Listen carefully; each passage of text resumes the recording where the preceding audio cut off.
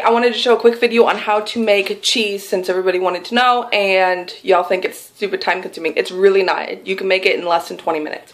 So what you're going to need is some white distilled vinegar. Helps if I show you that. Any brand, I just buy the cheapo stuff. Just make sure it's white distilled vinegar. You're going to need some salt or whatever seasonings you want to put into it. I like just salt, but I've done rosemary. I've even added poultry seasoning to it to give it a Thai taste to it. Or not Thai, Indian taste. But you can use anything you want that you want your cheese to taste like. You're going to need a gallon of milk. Use whole or 2%. You can use 1%. You're not going to get as much cheese. Do not use fat-free because you will not get anything because you need the fat to make the cheese. Hold on one sec. I've already got it on the stove cooking, so I gotta stir it. Don't want to burn 2 houses down. Okay, and then you're gonna need something to strain it into. I'm gonna use a bowl, a big bowl. You're gonna need a colander, and then you should use like an old clean t-shirt. Just rinse it out with some Dawn dish soap. Don't use the Tide or whatever you use because that's got a lot of chemicals. Dawn dish soap is going to be your best bet. Or just rinse it out with really super hot water. You are going to throw away the shirt because it'll reek really bad of rotting milk after, like a day or 2 after. So use something that's clean, not a towel, that you can throw away. I am actually going to use this old coffee filter because I don't have a t-shirt that I'm willing to throw away. And it's just not going to give me super hard cheese. So if you want hard cheese, use a shirt. If you want ricotta, you can use this. Okay, and then of course a pot and a spoon to stir it on the stove. So now we're going to get shaky because we're going to go over to the stove so I can show you. Okay, so then what you're going to do is put your milk on the stove. Now I'm using roughly half a gallon because it's still frozen, so it's not really a full gallon, but you can use a full gallon.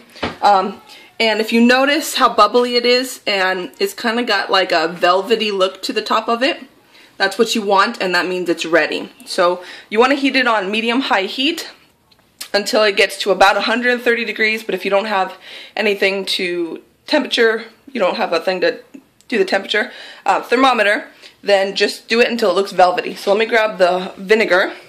Don't drop that, please. And then if you're using a whole gallon of milk, you're going to use roughly half a cup of vinegar. So what you want to do is if you're using a whole gallon of milk, dump about 1/4 in when you think it's ready, and if it starts to curdle, add the other 1/4. I just eyeball it, and I'm not using a full gallon, so I'm just going to dump a little bit in, and you'll see what happens. Okay, are we in focus? Now I'm just going to pour a little bit, and watch. Give it just a second to see if it's ready. Okay. So, let's see. I don't know if I added enough. Looks like, yeah. You'll see.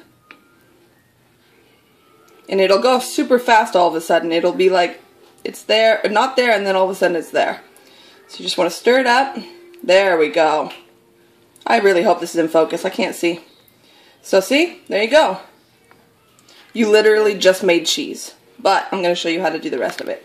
Okay, so now this is done. Let's turn this off. And then I'm going to take you back over here.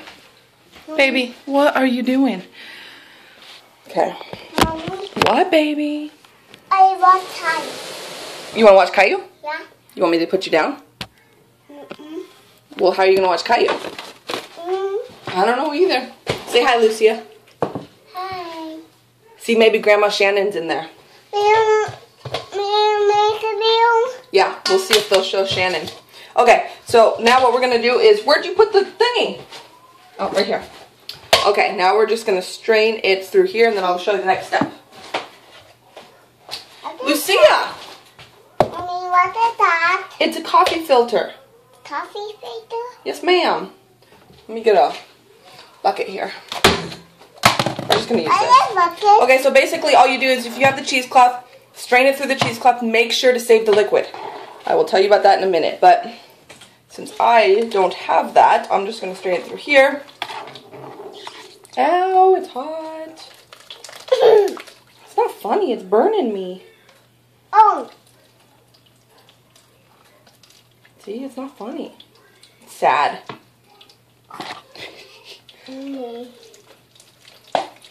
Okay, so basically, I'll just do this amount on the video so I don't make a 20-minute video. Okay, once you get all the liquid out, I need another bowl. It would be helpful if I actually washed the dishes. Our sink is broken, so I have to wash them in the bathtub, and I hate doing that. Okay, so let me just use this real quick to show you. Oh shoot, I dropped it. So 2% gives you about 1.5 pounds of cheese. So for those saying it seems time consuming, it might be time consuming, which it's really not, but it's still worth it because a gallon of milk is cheaper than a gallon of cheese. And if you have vinegar and you have milk, then you can make cheese. Okay, so I strained out most of the water, not all of it, but it looks like this. This is now ricotta, so you can add salt or whatever you want, and you now have ricotta cheese to do with what you will. Just make sure to keep it in a sealed, airtight container, and it's good for up to a week because there's not all the preservatives and stuff in it. So you've now got fresh ricotta for a week, and it goes great with rosemary on crackers. I typically do this with goat's milk. It's much better than cow's milk, but cow's milk will work. Okay, so now if you want to make a really hard cheese for like sandwiches, it's more of a crumbly cheese though. It's not going to be like hard cheddar, but it still works great for sandwiches, or you could put it on top of pizzas, or eat it plain or on crackers, whatever you want to do. We do use it for sandwiches, but it's just a little more crumbly. What you do is you strain it all through a t-shirt, and then what you're going to do, I guess I can use this. Here, let me see this for a second. Okay, pretend this is the cheese in the shirt. You want to twist it up really tight, so that way the liquid will drain out. And then what I do is I tie it from here. Use a hair tie and just hang it from here over a bowl, of course, and you just hang it there, and it will drip all the liquid out of it itself, and then you will have a hard cheese. Now you leave it there for, there you go, about 4 to 6 hours, and it'll drain all the juice out of it. Make sure it's super, super tight so you get a nice hard ball.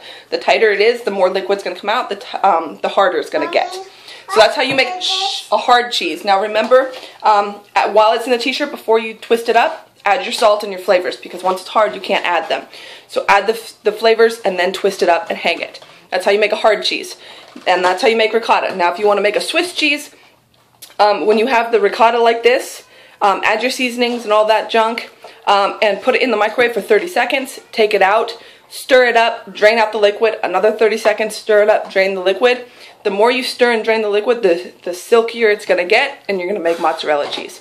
Again, make sure to add the seasonings, if I didn't say that already, before you microwave it, and that's how you make ricotta, hard cheese, and a soft cheese. Now, just real quick, with the liquid that you saved, that is whey. Now, many, many, many plants love whey, so if you're in the gardening group, Google it before, because I killed my Venus flytrap giving it whey, but tomatoes and lettuce, I'm trying to think of what I'm growing right now, kale, all that junk, really, really loves it. Why do I keep saying junk? Really loves the whey. I personally use it for pancakes. It can be used in breads. Anything that needs water, you can use the whey for. But the most amazing thing you can do with it that I have found is broccoli cheddar soup. It is amazing. Take all the liquid, put it on the stove, saute up a bunch of broccoli, and then puree it in a blender. Add in whatever you want for the cheese. You can use the canned cheese or regular cheese, and then back into the broccoli, the pureed broccoli. You have made the most amazing cheddar broccoli soup in the world, and I can guarantee you it's much healthier than the stores because you used whey instead of store-bought salty processed junk.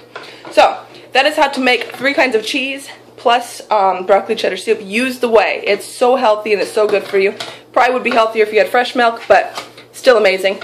I can show you how to do yogurt, but I'm not going to make it because I don't have a crock pot and it's very time consuming. That one really is. You have to leave it overnight in a crock pot at 200 degrees. You have to keep it at 200 degrees, otherwise it won't work.